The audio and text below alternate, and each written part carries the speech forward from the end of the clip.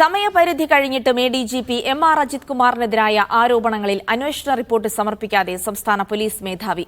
Report സമർപ്പിക്കാൻ അനുവദിച്ച 1 മാസത്തെ സമയപരിധി ഇന്നലെ അവസാനിച്ചിരുന്നു.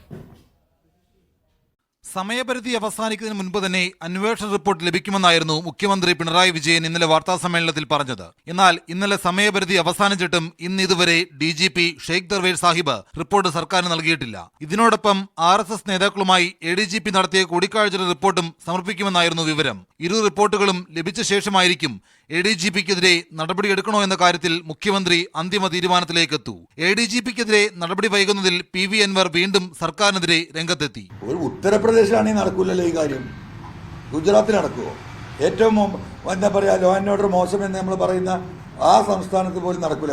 ADGP അജിത് കുമാറിനെ ഈ റിപ്പോർട്ട് വരുന്നതോടുകൂടി ഈ ആഭ്യന്തര ചുമതലയിൽ നിന്ന് മാറ്റി വേറെ ചുമതലയിലേക്ക് അപ്പുറത്തേക്ക് ഇരുത്തും.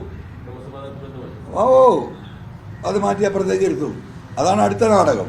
വൈകിയാണെങ്കിലും സർക്കാരിന് സമർപ്പിക്കുന്ന റിപ്പോർട്ടിൽ DGP തുടർ നടപടികൾ ശുപാർശ ചെയ്യും. ഇത് ആഭ്യന്തര സെക്രട്ടറി കൂടി അംഗീകരിച്ചാൽ നടപടി ഉറപ്പ്. RSS നേതാക്കളുമായി നടത്തിയ കൂടിക്കാഴ്ചയിൽ ADGP സർവീസ് ചട്ടം ലംഘിച്ചിട്ടുണ്ടെന്ന് കണ്ടെത്തിയാൽ സസ്പെൻഷൻ അടക്കമുള്ള കടുത്ത നടപടികൾക്ക് സർക്കാർ നിർബന്ധിതമാകും. മീഡിയ 1 തിരുവനന്തപുരം.